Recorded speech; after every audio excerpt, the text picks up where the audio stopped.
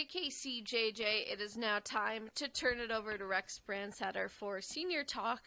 That is brought to you by the Solon American Legion, Senior Benefits, and Walden Place Senior Living. How are you doing today, Rex? Well, Molly, I just blew in here. I just got here 5 minutes ago, and wow, what a day, folks. What can we say? Well, we're going to figure it out right here on Senior Talk. Thank you so much for tuning in today, and what a great day to be home. It's not a really nice day out there. I would say this is that around here, around the Iowa City area, the streets aren't bad. The grass is white and the wind's blowing, and it's not nice, but the streets seem to be okay. The one I came down here on, not a problem. So if you're going to go out, just to get yourself, make sure you have a coat with a good hood on it. You don't get all that stuff blown down the back of your neck. I think you might be okay. So and we get to get ready for round 2 of this on Thursday or Thursday evening. But there is light at the end of the tunnel. They're talking over the weekend, 40s and then 50s and then 60s and even maybe more next week. So hang on, folks. It's March in Iowa, and we all know this is caused by the girls' high school basketball tournament. And by the way, Regina beat Maquoketa Valley this morning. How you think of that? So things are looking up. Congratulations to those Regina girls on the hard-fought game for sure. Well, listen, folks, it is time for Senior Talk, the weekly radio program where we try to identify and figure out and ferret out and pass along valuable information that could be for you and we fellow seniors. That could be anybody listening. It doesn't make any difference if you're 22 or 82 or 67 or whatever it is. You might pick up something that could help you, could help someone in your family, could help some of your friends. Here's what that might be worth. Remember, I'm a real estate broker. I don't purvey any advice on anything other than real estate, but I bring things up so you can search it out and get the scoop that could just be of value to you and yours. So it is my pleasure to be here and have you take time out of your busy day to sit back and listen to me. And so one of the things I would say to you is grab yourself a sandwich and a nice cold root beer, and let's see what we can do. As I'm going to try to bring a lot of things that might be kind of fun here today. That is for sure. So my name is Rex Brandstatter. I'm 75-year-old real estate broker, and I just actually love to meet and talk to people and work with seniors. And I work with a lot of seniors as they buy homes, sell properties. I work with the trust departments of banks. I work with attorneys, work with CPAs. I sit down with CPAs and their client, the senior clients. I meet with the families and the seniors. Now, the seniors could be 85 and the kids could be 60, it's got not the disparity, or even above that. Makes no difference. Where you live and how you live. Where you live and how you live is very, very important to you. And as me as a real estate broker, I help you make some changes, make some thoughts. Maybe you're going to stay where you're at, which is a good idea if you want to do that. But we would talk about that, what might be to your best advantage. Most generally, as we get older, things we see the number one reason that people move when they're seniors and not moving for the weather, just going to move, is because the washer dryer's up in the lower level or down up in the upper level. Or vice versa. There are too many steps in the house. All right, that's the number one reason people do. Now, if you're moving out of town, moving to Florida somewhere, then you're moving for weather. But if you're just want to make a change here in town, that's what you would do. You would find a place that more fits your need. So, in other words, my theory is this. My theory is that your house hasn't changed. When you built the house, the washer dryer was in the basement and the master bedroom was upstairs type of thing. If you have a ranch, maybe the washer dryer has always been in the lower level. And now your health, your setup just doesn't allow you to take advantage of that. So there's some things you can do rather than move. If you like your home, you like your neighborhood, which lots and lots of you do. There are a lot of things you can do, and we talk about those things. It could involve a stair glider. I've helped many people get a stair glider. I've helped many people with the information.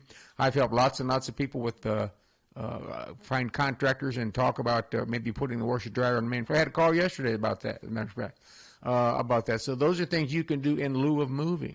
You don't all have to move. You like your home, you like your neighborhood, you like your setup, you like your yard, you like the birds you feed, you like your patio in the backyard, privacy.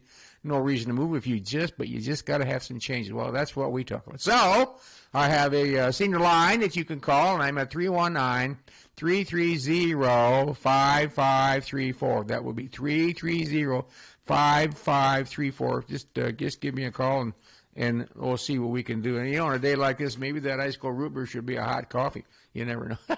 I've never had a cup of coffee. That's one of the things I haven't picked up. I never had a cup of coffee in my life, so it's kind of frustrating sometimes. You go into a restaurant and they just automatically bring you a cup of coffee and you go, I'd rather have a Diet Coke, or something like that, or water. It's kind of clumsy. That's just me.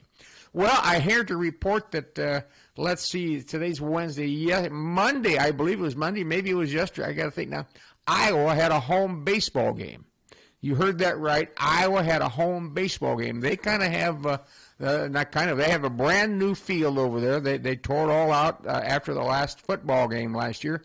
After the last baseball game, too. They tore it all out, and it's beautiful. I've seen it many times. I did not get to make it a game the other night, but they played Loras College. In Iowa and Loras have a really good friendship and partnership going there. They just, Iowa will call Loras and say, the weather's going to be nice the day after tomorrow. Let's play ball. And the Loras loads up their players. They want to play as well. Loras is Dubuque. They come down here and they have a game. And Iowa happened to win 4-0. A couple of years ago, Loras won. So, it's kind of it's baseball, folks. So you never know who's going to show up or what kind of pitching they're going to have and how many errors you're going to make. So that's the beauty of baseball. So they had a big game over there already, a home game. It would have been March the 2nd or 3rd or whatever, just a couple of days ago. So, and that's the beauty of having that all-new diamond, all-new field turf and things like that. That is why they did it, so they can play earlier. They're not saying it's fun to play in this cold. I played in the cold. In high school, we played several games when it was cold. Man, that's no fun, especially if you're sitting on the bench. That's terrible. I wasn't. I was playing, but it was still cold. All right. Well, the big other elephant in the room this week, I think, is this Sunday. It was going to be daylight time. And it seems like we just went off regular time, or back onto regular time, and now it's time to go back on daylight time, which I like. I'm a daylight time proponent. It's just interesting what it does. There are a lot of theories. A lot of people like it. A lot of people don't like it. I think it's a great setup for after work in the evenings. I can't imagine in the evenings not having to go to baseball games and go to car shows and go fishing and go out. You have the family outside and walks and things like that by not having daylight time. Now, Arizona does not go on daylight time. So it's just all different. Now, when I was a kid, it used to be county by county. So here in Iowa, if you drove to Muscatine, Muscatine would go on it, but Johnson County would not. So if you had an appointment to go see somebody in West Liberty, they were an hour ahead of us. And if you got from here to go to Muscatine, you got there at the same time you left. So if you left here at 10 in the morning, you got down there. It was just crazy. And so the state of Iowa adopted, said the whole state's on it or we're not. So that's the scoop. Now, if you think about that, it's longer. Starting next week, it'll be dark in the morning and lighter in the evening, of course. And if this is true, might just be a legend. I don't know. The old Indian chief said only the white man can saw the top 1 foot off his blanket and sew it back on the bottom in order to make the blanket longer. Well, that's about what's going on here with the daylight time. We just take an hour time and move it to the other end of the day, which I like. So we'll see. Now, the hard part of this, actually, you know what it's called? It's National Senior How Do We Set the Clock on the Microwave Day. Isn't that the truth? We always in the car, we have to sit in. We've got, 2, 3 cars, and we sit in. And how does this one work? We sit in there and we don't yell at each other, but it's close. It's close because this one you just turn the knob, and this one you got to push it 3 times. Blah blah blah. So it's the National Seniors How Do We Set All These Stupid Clocks Day. That's what's going to go on. I came to this conclusion. We have an old-fashioned sweep hand clock up in the kitchen, up above the sink, way up there. And every year I don't get on a 2-step anymore. I'm afraid the 2-step will be my last demise, come crashing down and break my neck and be in a coma. That's just me. Don't worry about me. So I get a big step ladder in there. That's more safer. That'd be a good word, wouldn't it? That is much safer. But I just got thinking this morning, why do I have it up there? Why do I screw around that stupid clock? Why don't I move it so I don't have to get on a ladder? It's not easy trying to get smart. it's hard. So I'm going to make a change at our house. We'll see. The problem is there's the boss at the house might not allow it. I might be back on the ladder. We'll have to see what happens. So good luck to you. Someone in your house has to be designated one to set all the clocks. It might take two of you, and take you for a while. So good luck to you. I know you'll do fine, and then we get to enjoy it. So when you go to bed Saturday night, just take that clock and move it ahead. All right, there you go. Well, actually, daylight time wasn't totally because of Benjamin Franklin, but he thought if we did that, he came up with his goofy idea, which was way goofy, way beyond even thought way back in the 1770s when he thunk this up, that they could do that. And he realized, theorized that if they did this, change the clock, that it would be more daylight at the end of the day, which meant when people were home, there would be daylight longer. They wouldn't have to use as many candles for as long, because candles were expensive. Now, a lot of them back then made their own candles, but on the other hand, a lot of them didn't, and they were expensive. So part of the reasoning for this in the United States, anyhow, was to save the expense of candles, for God's sake. Now, isn't that crazy? He wanted it instituted, and it would create more daylight when people were home in the evening. His savings of candles, they in today's dollars, what they've kind of ascertained and calculated on type of thing, in today's world would save them back then $200 million from candle power. Candle expense. What do you know? Even old Ben Franklin was in on this kind of stuff. So, well, over the weekend we went for kind of a little ride. I like to do that. Take the blue roads, takes the back roads, and on my way to where I really wanted to go, I went through downtown Solon. I always take a lap through downtown Solon and maybe a couple of side streets in any small town I'm in just to check them out. And I want to see you folks out in Solon. I want to tell you that your downtown looks great. And, of course, I knew that, but for this, but a lot of new buildings out there. There are businesses out there, a lot of updated buildings out there, new parking areas. Solon looks great. My tip of the hat to Solon, Iowa. Now, after we left there, I was trying to find a northwest passage over to West Branch from Solon, which is not without a gravel. It doesn't work too good. And I would say to West Branch, you look good too. The West Branch is older looking downtown for sure.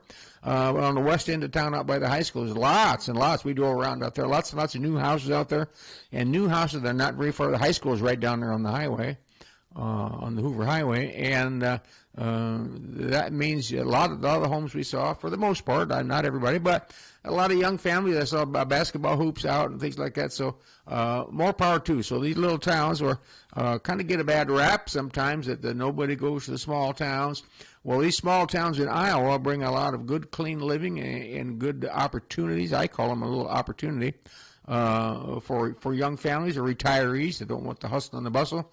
What's going on in big town, even Iowa City, we'll say, Coralville area. Get out to West Branch, get out to Solon, get out to Oxford, get out to anywhere you like to go. These little towns are doing well, and more power to them. There's all kinds of grants around, Main Street Iowa grants. I think Solon took advantage of Main Street Iowa grant. It's just a fun part to see. Fun to see these small towns. I don't know about the word thrive, because I don't know their economy, but people are making an attempt to live there, and businesses are making an attempt to be in business there, and more power to them. That is for sure. Because small towns, really have a rough go, because young doctors don't want to go there, young dentists don't want to go there. And I say, if a young dentist wanted to go to a small town, everybody in the whole area is going to go there. He might just have himself a real going deal. Of course, the old deal is that now they have to live there in that dinky small town. They don't get to take advantage of things. So that's the trade-off for them. Well, more power to all you guys that live in a small town, and keep your town going. That's for sure. Well, a senior lady advises that this. She says, there's a vacant lot right next to us. And we've lived here for about 20 years, she said, maybe more. And it's nice to have no neighbors. Well, okay, I'm starting to get, if you want, you're starting to think, what's going on here? She said, now it's for sale for about, I don't know, she's thinking, she heard $100,000 or so. And she said this, should we buy it? So now she's a real estate question, should we buy it? He says, we sure like to look at the trees and the quiet over there and things like that. And I said, well, let me think about that for a minute. You've lived there a long If you want protection from a new house, okay, go buy it. From the real estate standpoint, it won't necessarily increase the value of your home. It won't more than likely decrease the value of your home, except for one thing. How could a new house next door decrease the value of your home? Well, here's how it could happen, in my opinion. The covenants after 20 years in Iowa, the covenants, even though your covenants say they automatically renew, the Iowa courts threw that out. Your covenants poop out at the end of 20 years unless you have everybody in your association have a big meeting, unless everybody in the association votes to extend them. So if you've got 105 people in your association, you know one old sourpuss is going to vote no. You know that. All right. So, and back to this one here. So I say, here's what could happen. Since there are no covenants, they've run the course. Somebody could build, and I'm not picking on a geodesic dome. I've been in them. I've sold them. Somebody could build a geodesic dome right next to you. She said, that's our fear. We want some thing on some... she said, God awful. I don't, that's just their taste. We just don't want something. This is a real meat and potato, two-story ranches, two-story frame homes and ranches, stuff like that. Pretty normal, absolutely typical home. I said, that would be the problem. That would be something that could happen there unless you buy it. I said, on the other hand, you would spend $100,000 there, we'll say, to get that lot. Do you plan to do anything with it? No. How long have you lived there? Well, I don't know, 20 to 25 years. How old are you folks? Mid-70s. Okay. I said, how long do you think you'll be there? And there was big dead silence. They said, well, we don't know. We could bite the dust tomorrow, which is true of all of us. So I said, you're buying yourself $100,000 to buy protection. You might not make it there. You might have something happen to you, and then you have to move out. And now you've got a $100,000 mortgage or cash you put out for that lot. Okay. I wouldn't buy it. And I told her that. I said, I would not buy that lot. I said, I would look out the window. I would take the gamble, and I don't know that it's a huge gamble. I would take the position that it's going to be a normal home. When I say normal, just a frame home, go over there. And I would let it go the way it is. On the other hand, here it is. What it does for you is it brings all new ownership, all new material, all new homes, which shows what? Which shows that your neighborhood still has some vibrancy in the world. People still they're going to come over there. If they're paying $100 for the lot, they're going to pay $350 to $400 for the house. You're going to have, without even a stretch of imagination, $400,000 to $500,000 or more home there. Okay, now that could bolster your home, the appeal of your neighborhood. Oh yeah, they're still building in that neighborhood, rather than the lot sits empty and the realtor signs all bent over for like the last 2 years. That doesn't show too good for us. So I said, if that's your age, which is my age, so I'm not picking on them, and you're going to be there maybe 3 to 5. She finally said, well, we'll probably live here if everything goes maybe 3 to 5 years. And I said, well, then I wouldn't buy it. I'd do as you wish, but I wouldn't buy it. And she looked at me. She said, "That's kind of the answer that we hoped to get, that you wouldn't buy it." So we didn't really want to. We're just looking for protection. I said, "The other thing you're going to get, good or bad." I said, "You have a nice big front porch. You could sit on your front porch and watch and listen to all the cement trucks, all the contractors and their big loud country music during the day, all the pneumatic hammers and the air-driven nail guns and the cement trucks and mud and noise. You're going to have all that for 6 months." But I said, that's what happened when they built your house.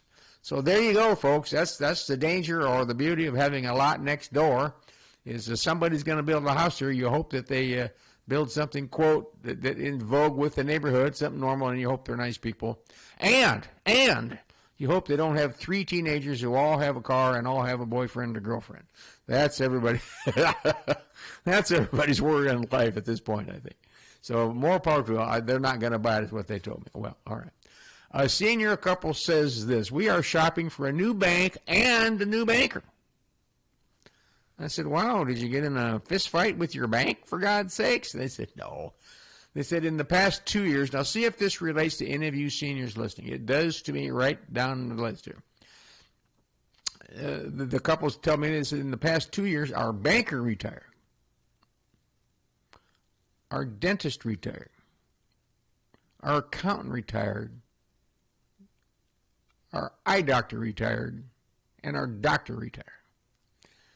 She said, now we have to like start over like we just moved to town. And I said, okay. I said, I'm in the same boat. And we had to find a new attorney. Our accountant said, well, he's going to retire, but the company would take care of us. Well, the company took us for 1 year and then told us to beat it because our account was too small, which they did to all kinds of other people too. Sent all of us adrift, which I'm still not happy about that, but that's their choice, not mine. So we've recovered from that. Our doctor retired, so as a man, I haven't been to the doctor too often, so my wife found one for us.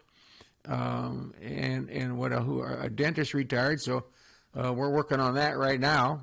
I have one to go to. I haven't had a problem, so it's not easy. All those things you're probably maybe had a couple of these, one of these, maybe more. Maybe there are other people in your web who have retired as well. It's not easy. So now I go to my bank, and I know some people over there, but they're in the mortgage lenders. If I had an issue, I needed something to talk about, I don't have any idea who to talk to, and I've banked there for 40 years. I don't know who to talk to. I do know one guy. He doesn't work at the Coralville branch. He worked at a different branch. I'm going to call him. He works the same company, but it's just not easy. It makes it harder. And here's my banker, my lifelong friend from high school days and before, and he's retired, and you see him all the time. But he's no longer my banker, and I don't call him with that. Sometimes I might say something to him. He, well, you might try this or that, but I can't depend on it because he's retired. He's in the background. So that's the hard part. That's the hard part about getting older, and we just have to keep going, looking for younger people. So when you find one, go find one who's younger than we are. Okay. Good at what you do, and get a referral and get someone younger. That would be a really, really good idea. That's like, I don't even have to tell you that. So. A senior man reports, our neighbors sold their house last fall, and the new buyers, when they made the offer, they had the sewer lines inspected with a camera. What's the deal with that? Does everybody do that these days? All right, what he's saying is this. The neighbors put their house up for sale. Somebody made an offer, and as part of their purchase agreement, it said subject to an inspection, and they had a home inspector come over there, and they looked at the furnace and looked at the walls, and they looked for mold, and they looked for radon, and they looked for the plumbing, and they looked for double tap things on your electrical box, and all kinds of things, A to Z. Stuck their nose in the attic and in the basement, ran the dishwasher, filled the sinks up with water to see if they drain right, all the things they do. Honest to God, it's a big deal. To the tune of about, you're going to have a home and buy a home inspection, it's $400, $500, $600 now. All right. Well, part of their inspection, this people buying it wanted the sewers inspected. Well, who inspects the sewer lines? Well, here's what's happened, folks. Older homes, I'm talking maybe the older parts of Coralville, 5th Avenue, 6th Avenue, 7th Avenue, 8th Avenue, those are the older, 8th, 9th, 10th, maybe along in there. Those are the older areas of Coralville Heights. If you go to a smaller town, maybe like Hills, there's older homes. Solon, there's older areas of town. They used different kinds of clay tile back then. They used basically kind of a convoluted cardboard coated tile back then called Orangeburg tile, and those things wear out. Those things collapse. And now the things that are supposed to go down there don't go down there, and you have a problem. So what these folks want to know is they're going to buy your house. They want to have a sewer guy come out there. I can't imagine there'd be a sewer lady, but it might be. Have a sewer guy come out there, and they go to your clean out, and they run a camera on and an endoscopy on a little string deal, and they like a sewer stink thing. You run it down there, and I've watched the videos before. Come on in and watch the video of your sewer. There you go, folks. What a day. But it shows leaks. It shows collapses. It's really, really saved a lot of people from digging up the front yard because now they can tell you right where it's at. It's right here. You go out 8 feet. It's 8 feet out from the building. You don't have to tear the whole front yard out. So it does serve a purpose. But when somebody's buying your house, now they can come back to you and say the sewer movie looked fine, no problem. Or they could come back to you and say the sewer got a leak right out in the middle of the yard. Fix it. Huh? What? Here's a sewer movie. Here's a sewer movie. It's got a big crack in it. It's going to collapse there. If it's going to collapsing now. It's going to poop out. Oh, sorry, wrong word. Didn't mean it. It's going to collapse. It's going to go. Not going to work. How's that sound? Not going to work. Within a year. Why should we pay for that? You lived here for the last 22 years. Why should we pay for that?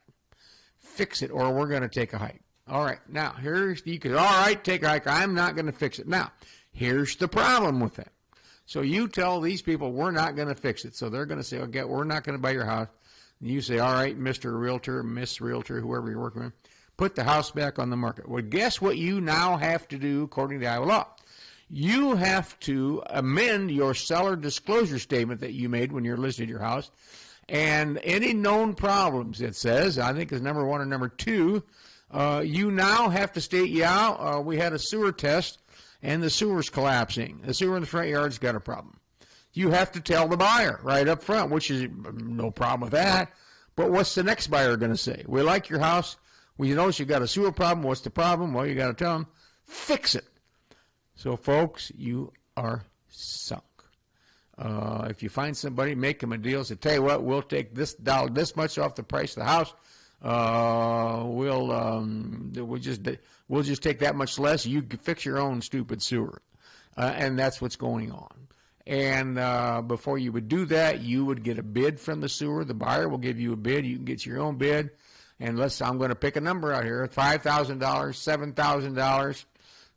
Things like that. The city of Coralville just had this problem with the front yard over there with the Coralville Library in the last month and a half, and their handy-dandy bill was $48,000 to $50,000. Same type of deal. Now, they had a grinder situation and a lift situation, which is most homes don't have that. Most of us have a gravity situation, all right? So it's a little different, but these things happen all the time. So therein lies the problem. That is who scopes and cam sewers. Good luck. And most homes won't have a problem. But if you have an older home built before 1970, they're going to take a look at a minimum, maybe before 1980, for God's sake.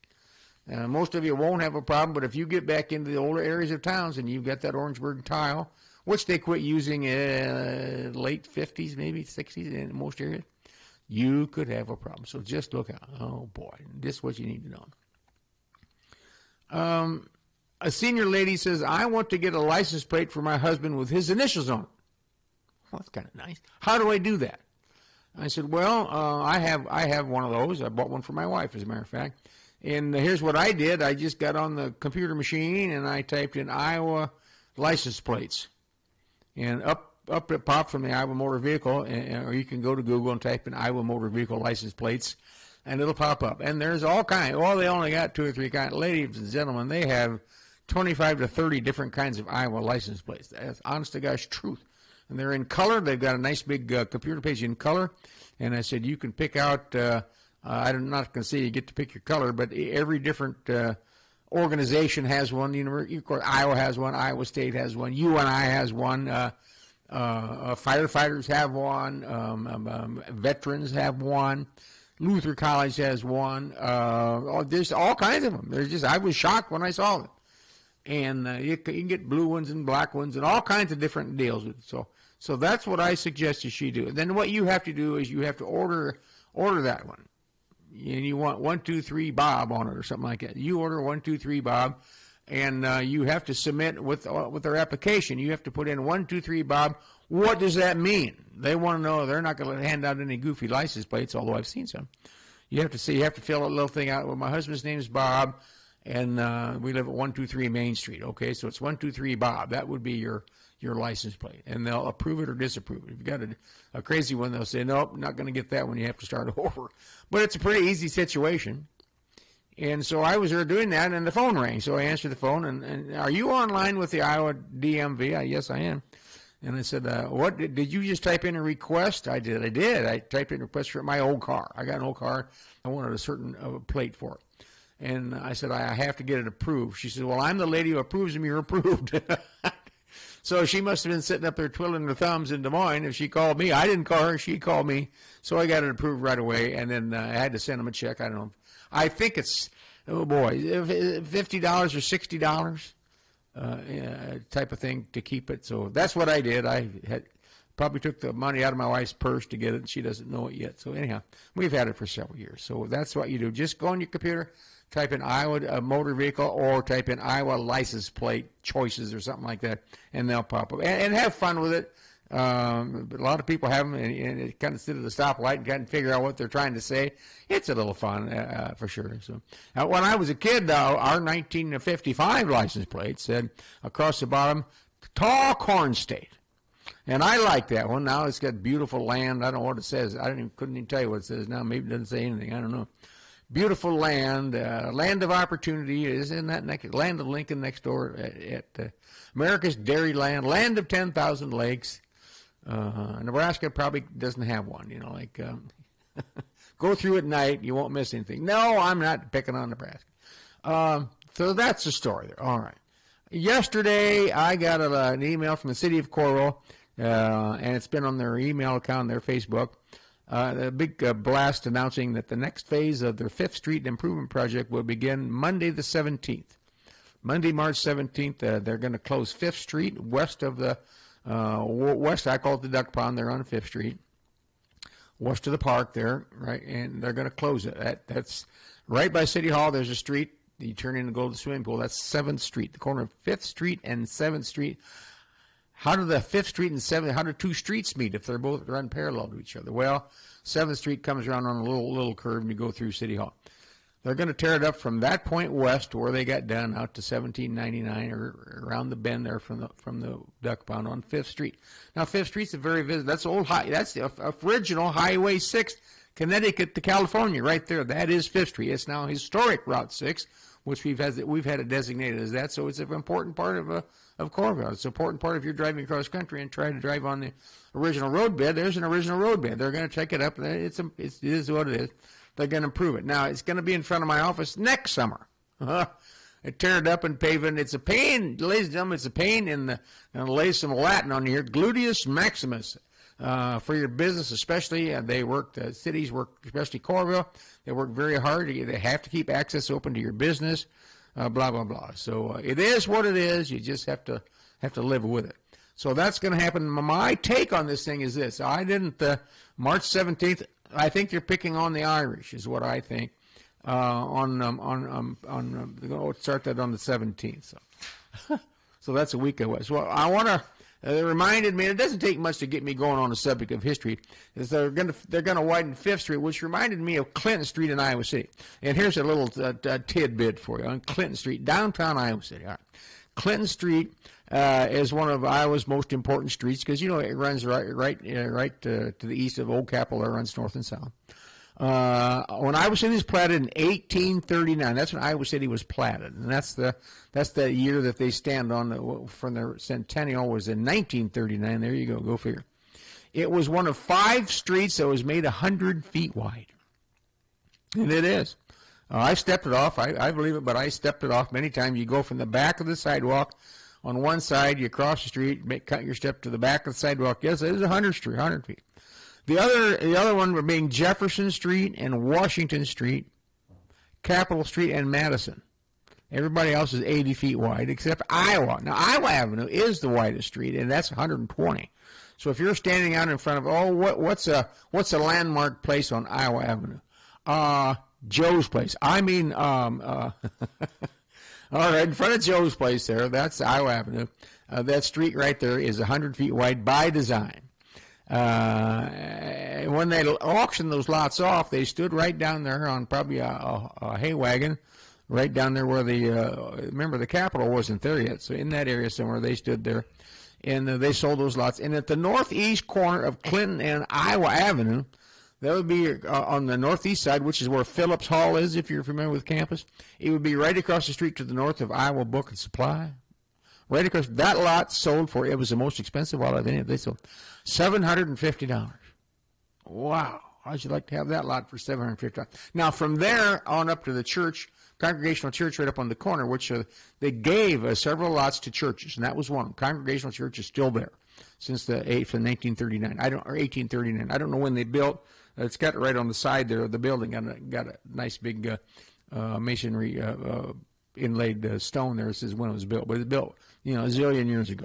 That was one of the very first lots that was handed out when they sold them in 1839. Clinton Street was the first street in Iowa City to be paved. The first paving only went south of what is now Burlington Street. And I don't know where it started. He says it only went south to the Burlington Street. Well, let's say it started up there at the St. Mary's area up in there. How's that sound? All right, Congregational Church. But it was later extended to the Rock Island Depot when their depot got moved over to where it is now. And before that, it was at the south end of Johnson Street in 1855 when the railroad got here. And by the way, when the railroad got here at midnight on December 31st, 1855, there was a big bet on, and the city of Iowa City laid out for $50,000 to bet that the railroad would get there by midnight. Now, you recall they were 2 miles east of town at about 8 o'clock at night, and all the townspeople went out and built, and it was cold on New Year's Eve, for God's sake. They built bonfires to keep the workers going, and then they helped hustle, drive the nail, the big spikes and all those things. And it got here. And the city of Iowa City paid $50,000 to the railroad. Well, my question has been, in 1855, where did the city of Iowa City get $50,000? I still don't know. I don't know that anybody knows, but where were they in those days? That'd be like $20 million. I don't know that, but 1855, that's 6 years before the Civil War, for God's sake. Well, that's what happened. The depot was was down on Clinton Street, and that was constructed. The depot down there was constructed in 1898. So if you want to go down to the train depot, the one we all grew up with around here, in 1898, and there it is, sitting right down. In addition to its importance as a business street, Clinton Street was one of 3 most prestigious residential streets, with College and Summit Street. And it was the home of some very beautiful homes, both north and south of the business district. And if you drive up there past Burge Hall, you can still see some homes. There's some homes that are going to come down this spring because they're going to build some apartments up there. But the Dye house is up there. Peter Dye, I think it's Peter. He owns the Dye building, which is the Iowa Book and Supply building. He was one of the first guys in Iowa City. There you go. So Iowa City streetcar system was built in 1910 with the first line going to the south end of Rundle Street and went to South Clinton Street to the depot, giving service to the railroad station from all parts of the city. Wow, isn't that fun? Clinton Street, in my memory, was a White Way grocery store, Novotny's bicycle shop. Man, the home of Schwinn bikes. Every kid in town went down there and up and down the big line of bikes they had. You'd pick one out, and my dad would shake his hand and shake his head. No, not that one. And we had a deal. He bought me my first bike. And then the second bike, I needed the bigger one. As I got bigger, I needed a bigger bike. And he said, that's the deal. We're going to go to Novotny's. And he said, the deal is you pay half, I pay half. And he was trying to get me to get a paper out, which I did.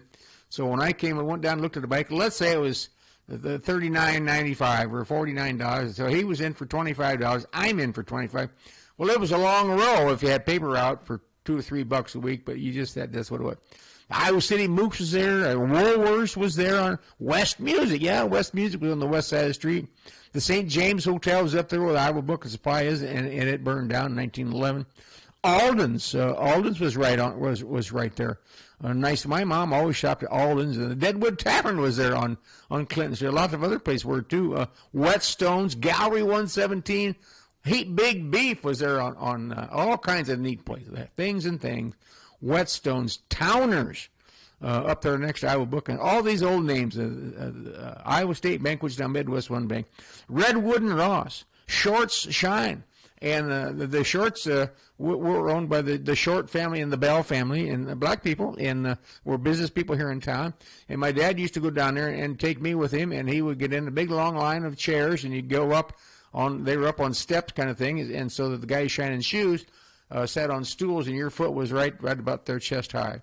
And they would just look at me, and they'd take a little squirt bottle of something and wipe off anyhow, the toe of my tennis shoes, my Kinney tennis shoes. And my dad would get a shoe shine there, and away we go. And there'd be 15 guys sitting there all waiting to get a shoe shine. Quite a place.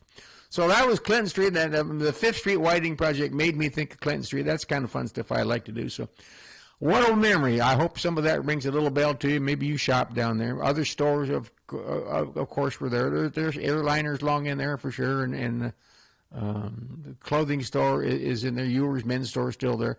Lots of things in there that you could go visit. And my friend Bob down there at Ewers Men's Store, good luck to you, buddy. Keep going, have at it. And ladies and gentlemen, that's about all I've got for Senior Talk this week. So we've got to make it through the week. Looks like the snow maybe is blowing through. Wouldn't take long for anything to blow through. Still snowing out there. Not a nice day.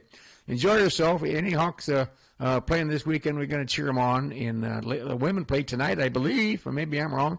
I guess I don't know that. So check your schedule and keep going. And the baseball season around the corner. Maybe something brewing here for baseball season. You never know. So this is Rex Brandstatter from Senior Talk saying this to you, each and every one of you. I want you to do all you can while you can. Because, you know, we're seniors. We're on there coming down that coming around that fourth curve. And who knows how long we get to enjoy that final run. So do all you can while you can. Thanks for listening. We'll see you next time. So long.